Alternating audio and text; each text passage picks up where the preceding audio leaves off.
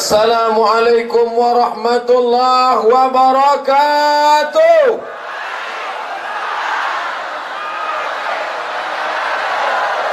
Bersyukur kepada Allah dengan mengucapkan Alhamdulillahi Rabbil Alamin. Bersalawat kepada Rasulullah dengan mengucapkan Allahumma salli ala Sayyidina Muhammad wa ala ali Sayyidina Muhammad. Yang sama-sama kita hormati Bapak Bupati Kabupaten Aceh Barat Daya beserta seluruh jajarannya. Kemudian Bapak Kapolres, Bapak Dandim, hadirin hadirat, muslimin muslimat, yang besar tak dihimbau gelar, yang kecil tak disebut nama.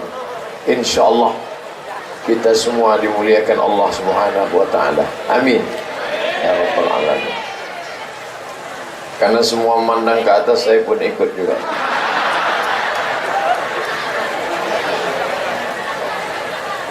Bapak Ibu yang dimuliakan Allah Subhanahu wa taala, saya bisa sampai ke tempat agung baik mulia di tengah majlis bersama orang-orang baik ini karena rahmat Allah Subhanahu wa taala. Tapi ada hamba-hambanya yang dia pilih untuk menyampaikan saya kemari. Maka saya punya senior kakak kelas waktu di pesantren dulu, dan sekali lagi pula beliau jadi kakak kelas saya di Al-Azhar Kairo Mesir, Ustadz Fadil Rahmi yang memberikan kata sambutan tadi. Maka beliau membawa saya ke Nangro Aceh Darussalam, tapi saya tidak tahu pos-pos tempat-tempatnya kemana. Tapi saya percaya saja beliau akan membawa saya ke jalan yang benar. Buktinya Masya Allah, dibawanya saya ke jalan yang selalu kita minta 17 kali, ihdinas siratal mustaqim. Memang betul-betul lurus sampai ke jalan.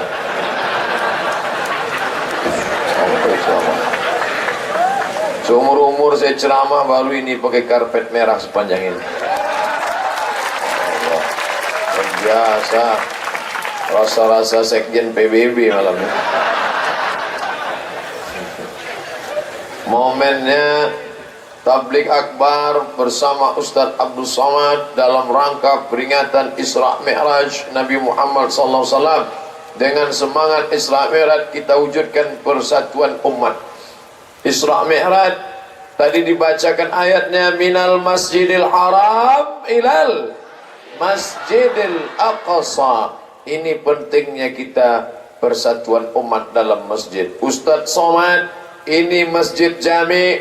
Di masjid inilah dulu ulama kita dari Aceh, ulama kita, karismatik kita. Di sini dulu pengajian. Dari sinilah banyak murid-murid beliau Ustadz Somad.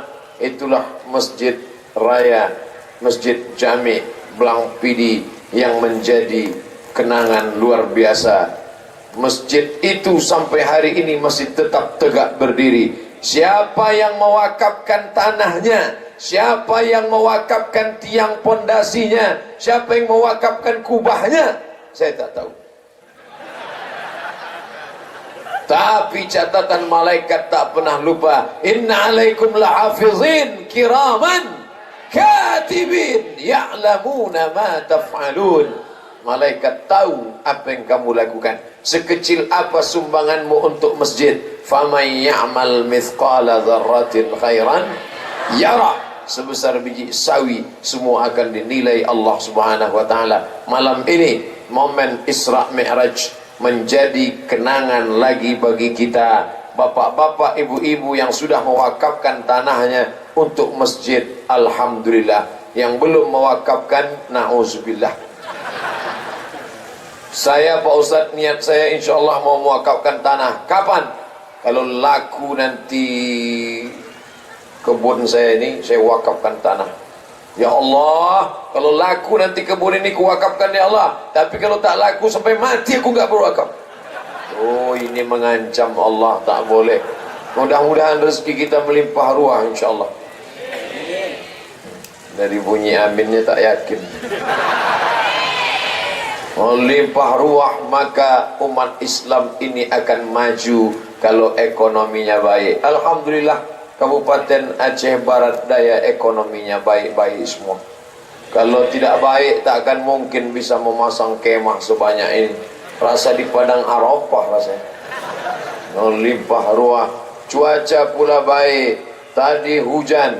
Masya Allah, pesantren Bustanul Huda, Ustaz Abdul Somad tausiah hujan, tapi dia tak basah karena dipayungi Pak Kapolres. Tadi saya sudah menduga ini pasti Pak Kapolres demam ini tak datang. Rupanya datang juga. Masya Allah. Tadi saya sudah menduga. Tadi ramai sampai hampir ke sawah penuh semuanya. Nanti paling-paling malam tinggal 3 sop aja pemain inti. Rupanya melimpah ruah semua. Ini semua barokah. Negeri ini akan menjadi baldatun thayyibatun wa rabbun rahim. Walau anna alal qura amanu, seandainya penduduk negeri itu beriman, wattaqau, bertakwa, la fatahna alaihim barakatin, kami bukakan barakah minas sama, dari langit, wal ard, dari bumi.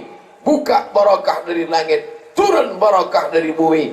Kenapa? Karena mereka beriman dan bertakwa. Walakin kazzabu, tapi kalau mereka dustakan ayat kami, akhadnahum, kami cabut nikmat itu. Akhadnahum, tak lagi ada berkah di negeri mereka. Akibat apa? Bima kanu yaksibun, akibat dari perbuatan-perbuatan mereka. Kita jaga ini semua. Kembali kemana? Masjid. Momen Isra Mi'raj tidak lain tidak bukan mengingatkan kita tentang masjid. Tapi yang paling penting Masjidil Aqsa, Masjidil Haram penting. Tapi jamaah umrah Masjidil Haram melimpah ruah. Bapak ibu pergi ke Jakarta, Cengkareng, setiap hari jamaah umrah tidak berhenti. Batiknya macam-macam, batik hijau, batik merah, batik coklat, batik putih, semuanya tiap hari ada. Tapi Masjidil Aqsa yang sedang dikerangkeng oleh tentara-tentara Israel, anak-anak kecil mereka siksa, mereka todongkan senjata laras panjang besi kepada anak-anak kecil. Mudah-mudahan Allah memberikan kekuatan kepada umat Islam sehingga Palestina bisa merdeka insyaallah. Kalau adalah tentara Israel datang kemari melihat banyaknya pasukan tentara-tentara Allah ini, saya yakin balik dari sini pakai pampers tentara Israel. Mencret mereka. Bayangkan nih banyaknya umat Muhammad sallallahu alaihi wasallam. Allahu Akbar. Mendengar suara takbirnya saya aja pucat. Apalagi tentara Israel. Bapak Ibu yang dimuliakan Allah Subhanahu wa taala, maka Masjidil Aqsa harus kita merdekakan. Dengan apa? Ingatkan anak-anak kita. Ibu bapak yang di rumahnya banyak gambar-gambar di dinding. Gambar apa? Gambar artis Korea. Copot. Balik dari sini, cabut. Gambar apa buat? Gambar Masjidil Aqsa. Siapa nama anaknya? Nama anaknya Akbar. Buat Akbar akan memerdekakan Masjidil Aqsa. Allahu Akbar. Siapa nama anaknya? Somad. Abdul Somad akan memerdekakan Masjidil Aqsa. Buat di situ besar-besar. Cemana Ustaz Somad mau memerdekakan Masjidil Aqsa? Dia kurus katanya mah. Insya Allah kalau Allah memberikan kekuatan, innama amruhu iza arada syai'an ayyakun lahu kun fayakun. Maka kita mesti ingat lagi tentang masjid. Masjidil Aqsa tidak akan bisa kita merdekakan kalau kita tidak menjaga masjid-masjid dekat rumah kita. Saya herannya, kenapa saya sudah ceramah 3 kali ini dalam perjalanan ini, tapi tidak satu pun di masjid.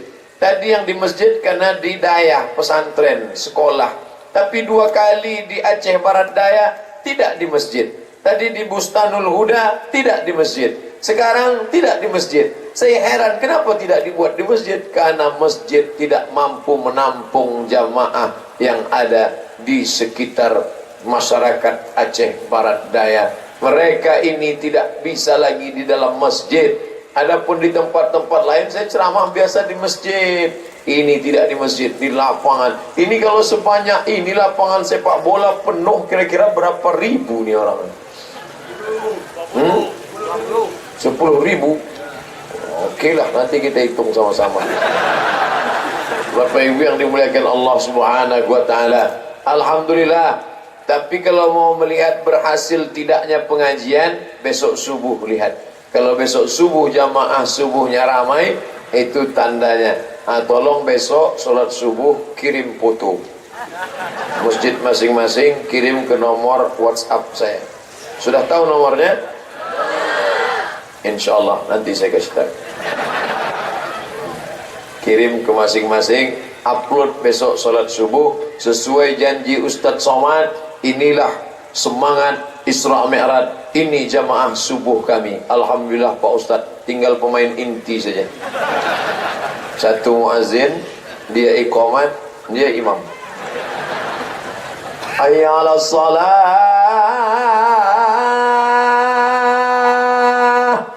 Kata yang lain, kau aja duluan lah. Selesai azan dia pun qobliyah subuh.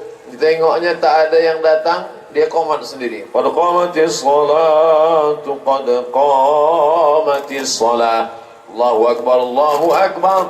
La ilaha illallah. Tengok makmum tak juga ada. Usolli fardhu subhi raka'ataini imaman lillahi ta'ala. Loh, sendiri kok jadi imam Pak? Ada makmum susulan nanti. Allahu akbar. Bismillahirrahmanirrahim. Alhamdulillahi rabbil alamin. Sampai pada akhir Fatihah.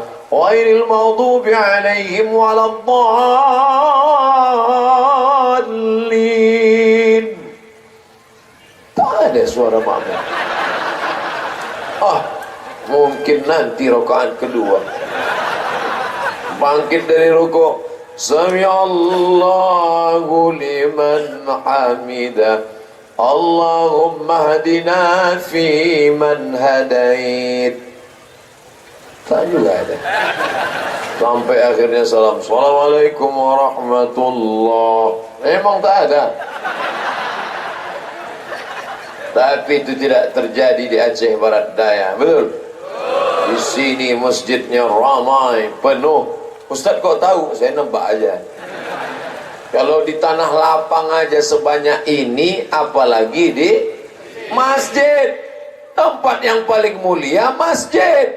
Tempat yang paling agung masjid. Makanya menurut mazhab Syafi'i, salat Idul Fitri, Idul Adha di masjid.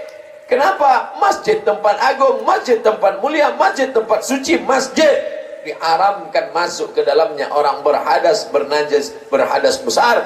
Begitulah Allah memuliakan masjid. Maka momen Isra Mi'raj, mari kita ramaikan lagi masjid. Alhamdulillah, kalau bupati peduli kepada masjid, luar biasa. Ustaz tahu dari mana? Masjid bangunannya kokoh, megah, hebat, besar. Kalau imamnya tidak berkualitas, bagaimana orang mau datang ke masjid? Betul? Saya sebetulnya udah lama mau sholat ke masjid itu Pak Ustadz. Kenapa kau tak ke masjid? Imamnya lagunya terlalu slow. Alhamdulillah. Banyak pula batuknya dari ayatnya ini. Akhirnya dipanggillah Ikatan Alumni Timur Tengah, membriefing imam-imam, maka dibuatkan pelatihan imam. Bacaannya dibaguskan lagi. Ini kadang kita sudah mau sholat di pinggir jalan, ada masjid, pas musafir buru-buru masuk ke dalam, bacaannya ghairil maghdubi alaihim waladdallin, amin, ija'an. Kita pun mendengarnya, tanya, Pak, ya, itu kenapa orang seperti itu bisa maju jadi imam? Macam tak ada aja orang lain. Kenapa dia bisa jadi imam? Masih syukur dia mau Pak. Kalau dia tak ada, tutup masjid.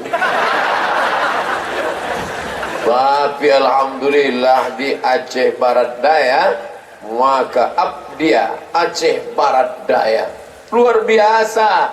Imam-imamnya dilatih, di briefing, diberikan pembekalan. maka jamaah pun semangat. Masjidnya tua, masjidnya berkarisma, masjidnya masjid klasik, imamnya pula terpelajar, dididik dan tak tanggung-tanggung, diberikan beasiswa 10 orang. Luar biasa itu. Ustaz dulu waktu berangkat ke Mesir ada yang ngasih beasiswa dari Negara Kesatuan Republik Indonesia? Enggak. Beasiswa Ustaz dari mana? Al-Azhar University. Ikut tesnya di mana? Di Medan. IAIN Medan. Dari Riau berangkat naik mobil. Waktu itu belum pesawat ada, duit tak ada. Waktu itu naik bis. Nama bis bukan macam sekarang. Sekarang pesawat murah. 20 tahun yang lalu, tahun 1998. Sekarang 2018. Sekarang enak aja naik pesawat. Datang Pak Bupati, panggilnya pesawat sini. Macam manggil ojek aja. Datang pesawat perempuan pula tuh. Susi Air. Naik kami. Saya di paling belakang, duduk sama Ustadz Fadil di belakang. Berdua kami sama Ustadz Fadil. Jadi saya hitung di depan 1, 2, 3, 4, 5, 6. Penumpangnya cuma 12 orang. Potong supir sama kenek, tinggal 10. 10 kami berdua. Saya tengok tak ada pramugari ini. Ada, kecil aja pesawat. Akhirnya kami pun makan itu sendiri, makan habis itu tidur. Tak lama tidur, Ustaz sampai. Cepat betul. Aceh Barat Daya, langsung sampai. Luar waktu itu enggak. Waktu itu saya dari Pekanbaru Riau ke Medan naik SDH, Spiro Dolok Hole. Bis itu sudah tak ada lagi di permukaan bumi.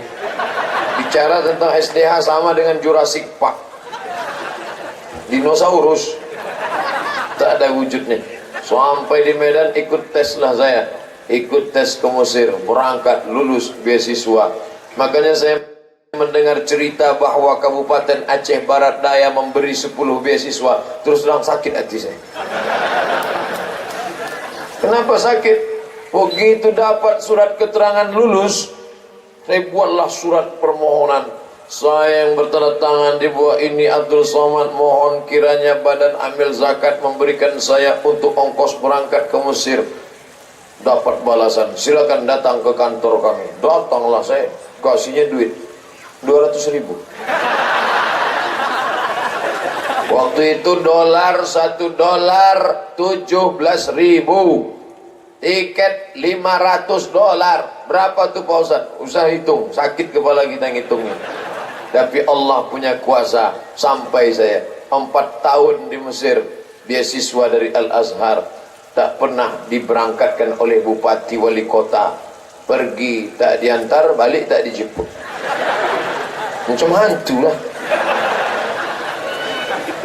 Tapi yang dimuliakan Allah SWT, beruntung bertuah anak-anak yang datang dari Aceh Barat Daya. Kalian tinggal hafal Quran, kalian tinggal bahasa Arab. Tahun depan 10 orang di antara kalian akan berangkat. Berangkat, insya Allah. Nanti saya akan datang memberikan briefing keberangkatan kalian. 10 anak Aceh Barat Daya akan diberikan bimbingan oleh Ustaz Abdul Somad bagaimana cara belajar di Mesir. Ustaz datang kemari? Enggak, saya kirim video aja. Tapi yang dimuliakan Allah Subhanahu wa ta'ala, inilah yang akan meramaikan masjid-masjid. Mudah-mudahan di antara yang 10 itu adalah anak ibu-ibu. Mudah-mudahan di antara yang 10 itu adalah keponakan bapak-bapak. Mudah-mudahan yang 10 itu adalah saudara Abdul Somad. Saudara saya seiman. Saya tak pandang sukunya, saya tak pandang dari mana kampungnya. Yang saya pandang dia sama-sama la ilaha illallah Muhammadur Rasulullah. Dia adalah saudara saya. Kalau sudah masuk masjid, tidak lagi pandang suku kau apa. Kalau sudah masuk masjid, tidak lagi dipandang kampung kau di mana. Karena yang dipandang cuma satu, kiblatnya satu. Fawalli wajhaka syatral masjidil haram. Allahnya satu. Qul wallahu ahad. Bahasa yang dipakai satu. bahasa yang dipakai dalam solat cuma satu, Allahu Akbar. Tak pernah ada orang solat Allah nan gadang bana. Mana ada? Dari manapun orang semua berkata Allahu Akbar. Itulah yang kita pakai. Makanya yang paling bisa bersatu adalah umat Muhammad sallallahu alaihi sallallahu ala Muhammad sallallahu alaihi wasallam sallallahu ala Muhammad sallallahu alaihi wasallam. Ya Nabi salam alaika, ya Rasul salam alaika, ya Habibi salam alaika, ya Habibi salam alaika. Selawat kita dari Belang Pidi dibawa oleh malaikat sampai ke makam Nabi Muhammad sallallahu alaihi wasallam. Inna salatakum ma'rudatun alayya. Salawat kalian akan dibawa malaikat ke makamku, kata Nabi. Hadisnya hadis sahih. Dari Belang Pidi ke Madinah 9.000 km. Siapa yang tak percaya, ukur sendiri. Makanya banyak-banyak bersolawat. Setelah bersolawat baru berdoa kepada Allah. Ya Allah, barokat solawatku ini mudahkanlah segala urusanku ya Allah. Barokat selawatku ini ya Allah, luluskanlah anakku mendapatkan beasiswa 10 orang dari Pemda ke Mesir ini ya Allah. Ya Allah barokat. Pak Ustadz, yang berselawat kan banyak, yang mau berangkat 10 orang, terus gimana? Masa lulus semua? Yang paling banyak selawatnya itu yang paling lulus. Makanya banyak-banyak selawat. Allahumma sholli ala sayyidina Muhammad wa ali Muhammad. Allahumma sholli ala sayyidina Muhammad. Allahumma sholli ala sayyidina Muhammad. Besok ibu belanja beli sayur ke warung, datang kawan, apa kabar? Jadi kita Allahumma sholli ala sayyidina Muhammad. Allahumma sholli ala sayyidina Muhammad. Man shalla alayya salatan, siapa yang berselawat kepadaku 1 kali, sallallahu alaihi biha asyra, Allah balas 10 kebaikan. Wa utan anhu asyara sayyiat, Allah hapuskan 10 kesalahan. Wa rufi'at lahu asyara darajat, dinaikkan 10 darajat tingkatan kemuliaan. Mudah-mudahan selawat-selawat kita menaikkan derajat kita insyaallah. Saya tak percaya tuh Pak Ustadz, masa orang berselawat derajatnya naik? Kalau tak percaya, inilah hari ini buktinya. Orang-orang yang berselawat langsung naik derajatnya. Mana? Tuh. Tuh yang derajat VIP, very important person. Yang di atas nih, ini VVIP, very very important person. Yang lebih tinggi lagi Pak Ustaz, siapa yang mau manjat naik dah ke atas. Bisa itu tangga, tak bisa bertangga pakai tali busi, naik ke atas. Bukan derajat ini maksudnya bro. Kita nih semuanya sama, betul? Yang duduk di lantai tidak hina, yang duduk di atas belum tentu mulia. Lalu kenapa Ustaz Somad di atas? Kalau saya di bawah orang tak nampak, maka saya buat di atas. Tapi di atasnya agak-agak gampang juga menengok ke bawah. Yang saya khawatir angin kencang tanggal kayak ini. Sempurna pentas yang dibuat oleh panitia ini. Memandang ke bawah nampak air terjun, memandang ke kiri ada pula danau. Luar biasa, cantik, indah, lampu berkilau. Lampu ini ke saya pula sorotnya, silau mata menengok ke sana. Jamaah senang melihat. Ini semua kenapa dibuat macam ini? Ini kecintaan kepada Nabi Muhammad sallallahu alaihi wasallam. Dari Banda Aceh 7 jam Pak Ustadz baru sampai kemari. Banyak yang pulang kampung hanya ingin menghadiri tabligh akbar malam ini. Yang datang ini dibalas Allah kebaikan-kebaikan. Datang jauh-jauh malam ini kemari, luar biasa. Ini lillahi ta'ala mereka datang pulang nih, bukan ada SPPD. Memang mereka datang karena Allah. Dilangkahkan dari kakinya, bismillah tawakkaltu 'alallah, la haula wala quwata illa billah al-'aliyyil 'azim. Ustaz Somad, nanti malam menurut perakiraan cuaca akan ada hujan tipis saja. Begitu kata Pak Bupati tadi. Waktu kami dari airport, nanti malam akan ada hujan tipis saja. Begitu berdoa mereka, tipis pun tak ada. Begitu doa itu dikabulkan Allah. Dihabiskannya tadi siang. Supaya malam ini bisa semuanya malam tanpa bintang. Satu pun tak ada bintang. Kemana bintang itu semua? Turun ke bawah. Menyala bintang itu di bawah. Nyala. Bapak Ibu tidak melihat itu.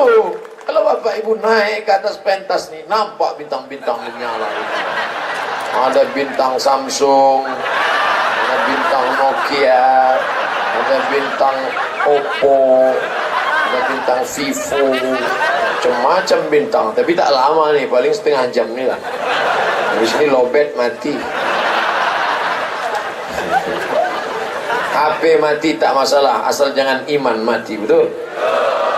HP lobet tak masalah, asal jangan Islam lobet. Cara mengukurnya bagaimana? Lihat masjid. Maka masjid alhamdulillah, masjid tetap ramai. Masjid inilah yang amal tak putus. Sekarang orang mesti beramal cerdas. HP yang cerdas namanya smartphone. Orang mesti cerdas. Membangun masjid itulah orang yang cerdas. Salat, salat, salat, salat. Setelah mati putus. Ada orang mati salat. Kalau mati salat lari kita semua. Ajin baca Quran, baca Quran, baca Quran. Habis baca Quran mati, berhenti. Tapi kalau mau amal tak putus, buatlah masjid. Orang yang buat masjid, maka orang yang salat di masjid itu tetap mengalir pahalanya sama dia. Alhamdulillah Pak Ustadz, saya sudah buat masjid. Terus, maka saya tak pernah ke masjid. Kenapa gitu? Saya nunggu royaltinya aja. Ini orang tak betul. Kau udah bangun masjid, tetap ke masjid. Sudah sedekah Quran, tetap baca Quran. Orang dapat, kau pun dapat. Engkau meninggal dunia, kerannya tetap mengalir. Ternyata ada orang yang duduk di atas ini, nama tak boleh sebut, menjaga kode etik jurnalistik, sudah mewakafkan tanah 48 hektar. Untuk apa? Pembangunan. Di dalamnya nanti akan ada masjid, ada lokal, ada kelas, ada kantor. Tapi supaya jangan lembaga pendidikan ini minta-minta ke pemerintah, jangan bawa-bawa proposal ke Pemda, diadakanlah supaya dia swasembada, bisa memenuhi kebutuhannya. Tanam kelapa banyak-banyak. Supaya apa? Supaya santri-santrinya nanti makan gulai santan bergizi. Dibuatkan kolam-kolam ikan. Supaya apa? Supaya santrinya makan lele dari belang pidi. Lele belang pidi ini luar biasa. Ustaz kok tahu? Tadi baru saya makan. Ustaz, ini lele asli sini nih Pak Ustaz. Masya Allah. Gimana rasanya Pak Ustaz? Susah diungkapkan dengan kata-kata. Coba aja sendiri. Kalau mau diungkapkan hanya satu kata. Wow, amazing. Itu yang dimuliakan Allah. Jadi lembaga pendidikannya tegak berdiri, anak-anak sekolah bergizi. Ini enggak buat kelas banyak. Nanti anak makan mana? Kasih tahu sama tempe. Jam 9 menguap. Kurang gizi. Buatlah kolam ikan di belakang. Kolam ikan. Banyak kolam ikan di belakang, Pak. Ada Pak Ustaz? Besar kolamnya. Iya, berapa ekor? 2 ekor aja ikannya. Apa sedikit betul? Kita masukkan lili dumbo di sini. Besar. Besar ikan paus, Pak Ustaz. Anak-anak yang dari Fakultas Perikanan kami undang. Kalian kan belajar ikan ya. Gimana cara membuat ikan ini besar? Ikan-ikan sekarang begitu dibelah dua, rupanya cacing-cacing dalam perutnya. Kenapa? Dimasukkan dalam septic tank. Dikirim ikan itu ke Jepang. Orang Jepang ikan itu tidak asal makan. Karena mereka periksa dulu. Departemen Kesehatan orang Jepang. Bawalah ikan tadi. Sama pegawai-pegawai masuk. Arigato.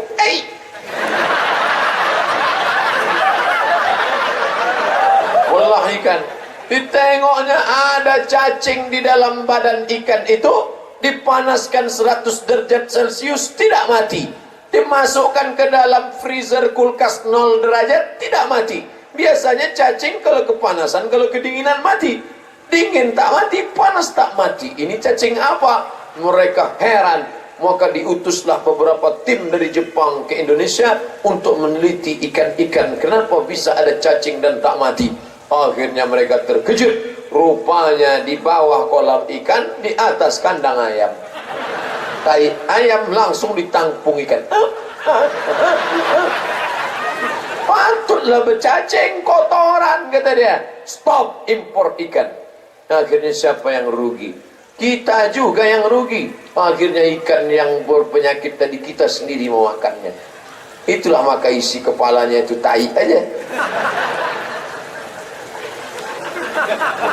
Bapak Ibu yang dimuliakan Allah Subhanahu wa taala. Oleh sebab itu ke depan, di mana lembaga 48 hektar itu Pak Ustaz?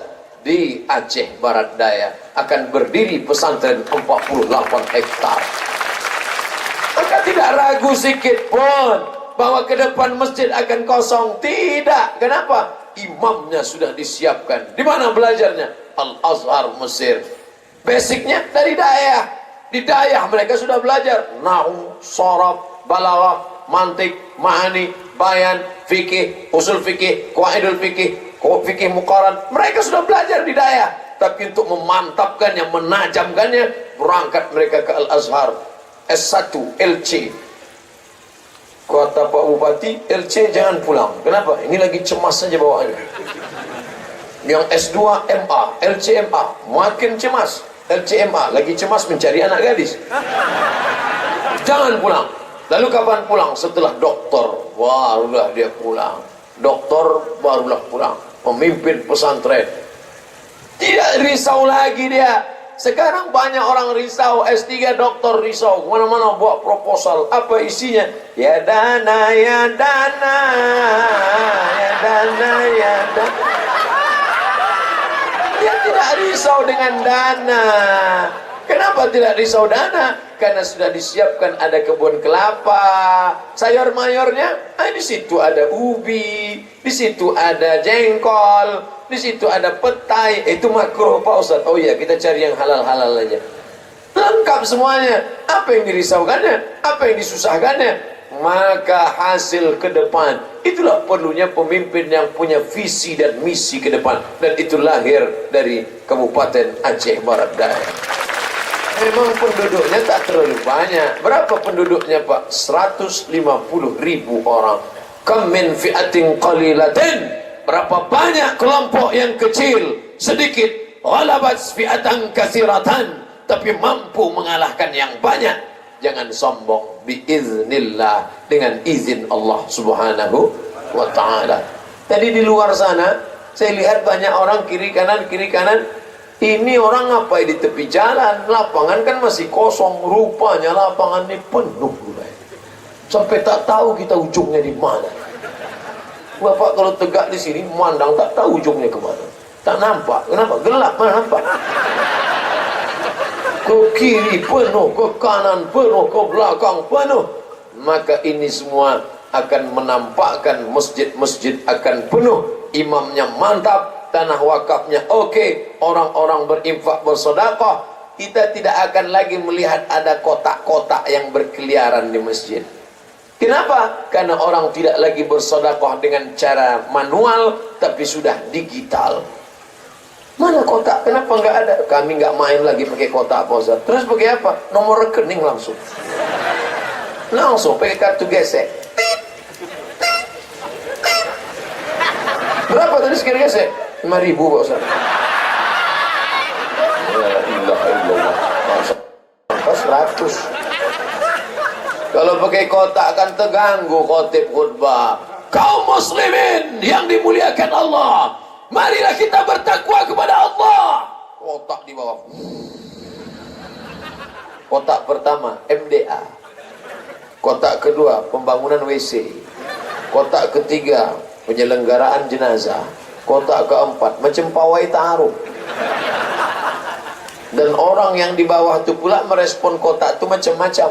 Ada respon yang pertama, main persilahkan aja. Silakan, silakan, silakan. Ada pula respon kedua, asal nampaknya kotak, mulailah dia. Udah agak-agak jauh. Ada model yang ketiga, pas nengok kotak nampak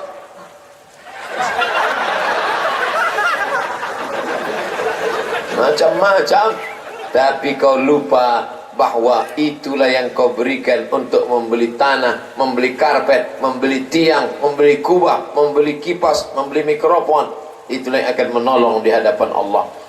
Betul? Nah, bagi yang sudah menginfakkan tanahnya untuk masjid, karena cerita Isra Mi'raj, minal masjidil haram ilal masjidil aqsa. Ya Rasulullah, ya, mana masjid yang pertama kali dibangun? Masjidil Haram. Setelah itu Masjidil Aqsa. Kam bainahuma? Berapa jarak antara keduanya?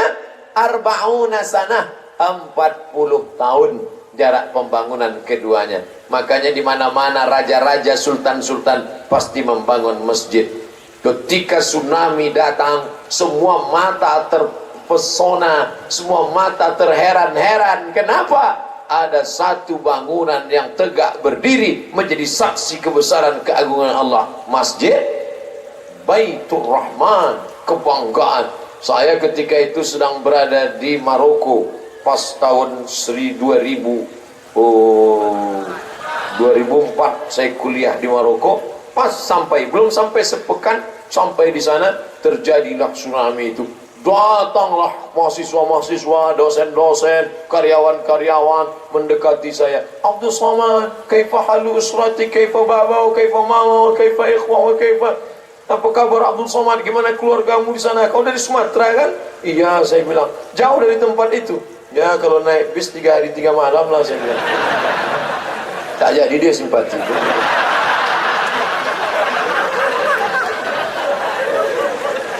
Mereka bertanya-tanya, ini masjid Abdul Somad?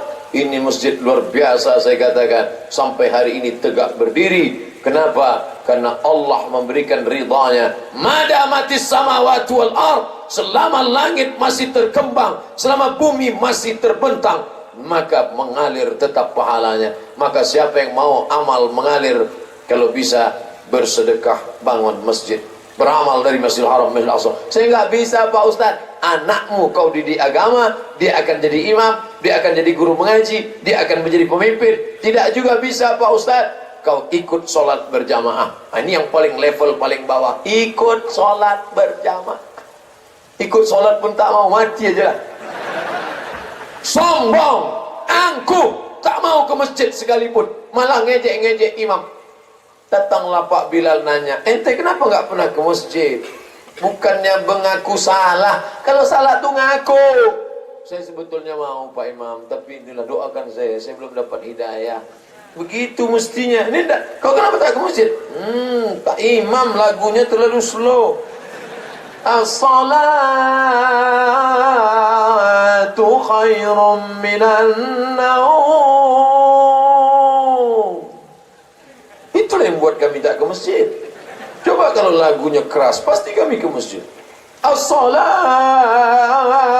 khairum minan naum. Orang pula disalahkannya. Ini yang sombong, yang ngejek-ngejek imam, yang ngejek-ngejek muazzin ini. Apakah mereka selamat? Ternyata mereka juga mampus. Mati terlalu lembut buat mereka. Ternyata datang malaikat menyentapkan nyawa mereka seperti mata kail pancing ditarik dari kulit yang basah, tanggal dengan insang-insangnya sekalian. Barulah dia tahu rasanya mati. Waktu itu barulah dia mati, barulah dia tahu. Akhirnya saking sakitnya sakratul maut itu, matanya melotot. Istri yang dulu katanya, sayang abang jangan terlalu lama pergi ya, buah hati belayan jiwa.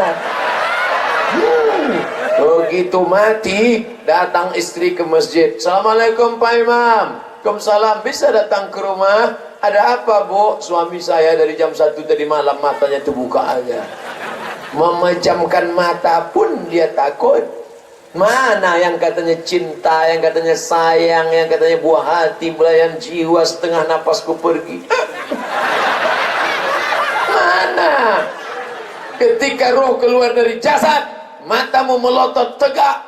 Akhirnya imam yang kau ejek itu juga yang memejamkan mata. Allahumma ghafir li fulan ibni fulan warfa' darajatahu ma'al ghabirin. Inna lillahi wa inna ilaihi raji'un.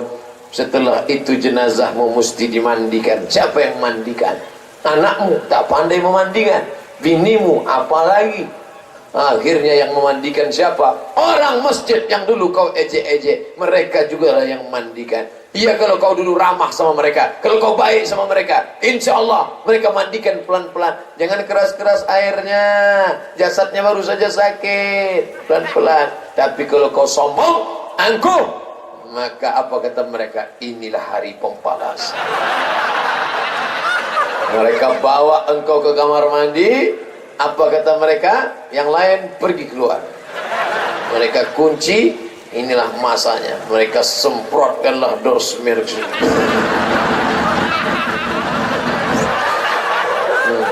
Mana deterjen sama sabun telepon? Mana super pel? Dicucukkan mereka ke hidung. Ini yang sombong dulu kan? Tahan kan gitu dia. Ini yang angkuh-angkuh dulu. Habis itu baru mereka sumbatkan kapas juga itu. Mana kesombonganmu? Tapi imam baik. Pak Imam tetap baik. Pak Imam, ini jenazahnya gimana? Masukkan, kata Pak Imam. Masukkan. Di mana posisinya Pak Imam? Sini. Loh, enggak di belakang. Walaupun dia tak pernah mau di belakang aku, karena dia sombong, sekarang dia tetap di depan. Masukkan di depan. Tak pernah mau di belakang imam, tapi hari itu diletakkan di depan imam langsung. Sholat jenazah. Usolli sholatal janazah ala hadzal main arba'a takbiratin fardul kifayah. Allahu akbar, al-Fatihah. Allahu akbar, sholawat. Allahu akbar, Allahumma fir lahu. Pak Imam kenapa pendek-pendek betul? Dia tak pernah datang. Sampai kita kasih lengkap-lengkap. Dah, habis takbir keempat. Assalamualaikum warahmatullahi wabarakatuh. Assalamualaikum warahmatullahi. Gimana Pak Imam? Angkat. Dibawalah, digali mereka lah tanah, digalilah tanah. Orang pun tegak dari atas menengok. Oh, tanah digali tadi, tak lama setelah digali hujan pun turun. Basahlah, basah tanah, lihat di bawah, tanah merah pula. Diturunkanlah kain kapan itu ke bawah, akhirnya basah becek. Apa kata orang di bawah? Gimana Pak, basah? Biar aja, letak aja situ. Dah. Ada yang mau masuk ke dalam? Ada 3 orang. Satu megang pinggang, satu megang kaki, satu megang kepala. Mereka masukkan ke liang lahat. Habis itu mereka minta, mari papan-papan yang udah kalian potong gergaji tadi, mereka tutup pakai papan. Habis itu pun mereka timbunlah. Anak pun melompat ke atas. Bro, ambil skop, ambil cangkol, mari kita injak makam bapak biar padat. Pulang mereka ke rumah. Sampai di rumah, mereka pun sedih menangis. Istri menangis di kamar. Abang, begitu cepat kau pergi, Bang. Kau tahu gini aku nikah sama pantan yang lama aja lah. Anak mulai juga menangis. Papa, kenapa kau cepat meninggalkan kami, Pak? Aku tak mau jadi anak yatim. Malam kedua mereka mulai mencari remote, nonton film. Mereka mulai agak-agak senyum. Hari ketiga mulailah mereka ketawa. Lupa. Sepekan setelah itu mereka pun mulai membuka laci mana STNK dan BPKB. Mereka bawa ke kantor Samsat. Pak polisi pun bertanya, mau apa? Mau balik nama. Loh, kenapa balik nama? Karena dia sudah mati dimakan cacing tanah. Yang pertama kali membusuk biji mata, isinya air, maka keluar air mata. Coba tengok bening di depan kaca, isinya air, maka dia mengering, membusuk, mata pun menghitam. Makanya perempuan paling takut matanya hitam. Maka sebelum tidur malam dipotongnya timun, diletaknya. Buka kulkas tak ada timun, tomat dipotong. Besok pagi mau menyambal tak ada, itu digiling.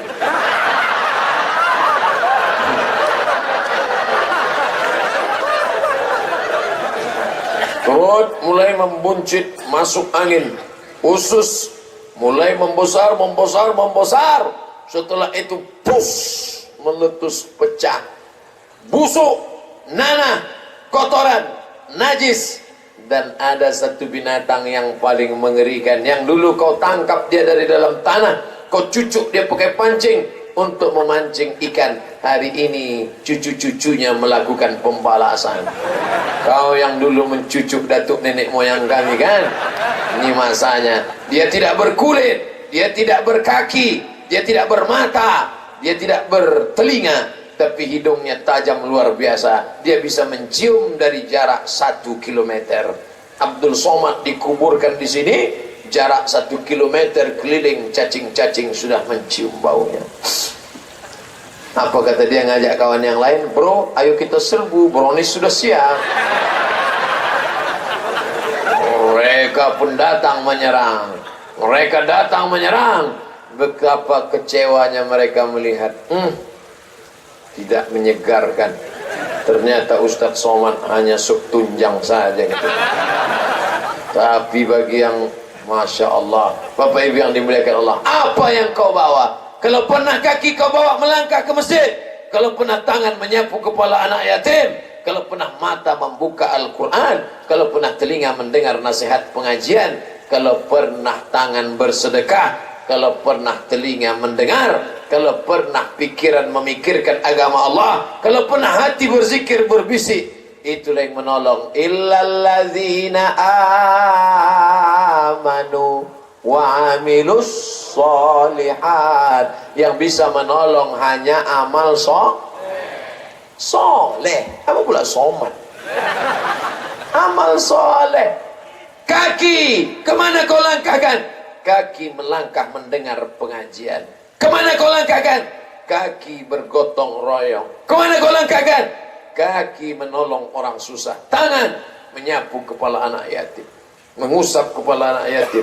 Lecet karena gotong royong, memasang karpet, memasang lampu, memasang sound system, memasang yang cantik, indah, pernak-pernik. Inilah yang akan menolong di hadapan Allah. Mata menangis di tengah malam. Kenapa? Mengenang dosa. Ambil air wudu, salat tahajud, usalli sunnatat tahajud rak'ataini lillahi ta'ala. Allahu akbar. Ghairil maghdubi 'alaihim waladdallin. Amin. Bismillahirrahmanirrahim. Ar-Rahman 'allamal Qur'an, khalaqal insan, 'allamahul bayan.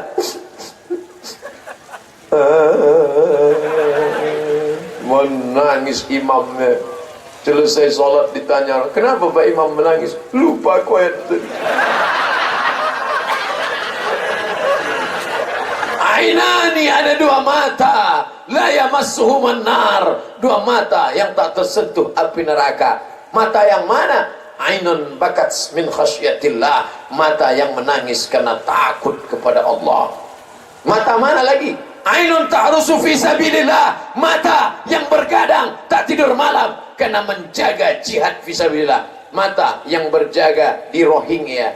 Tadi Ustaz Tengku Amrullah, mohon maaf bang, tak bisa datang karena kami baru saja menerima satu bot saudara kita dari Rohingya sedang terdampar di Aceh. Kami sedang mengurus ini. Mata yang tak berjaga, mata yang tak tertidur karena berjaga menjaga saudara dari Rohingya. Mereka inilah yang ditolong Allah, matanya tak terkena api neraka. Adapun mata yang berjaga karena Real Madrid, Barcelona, Manchester United, Liverpool, maka belum tentu dapat menolong di hadapan Allah. Tidak mungkin Messi datang memberikan syafaat.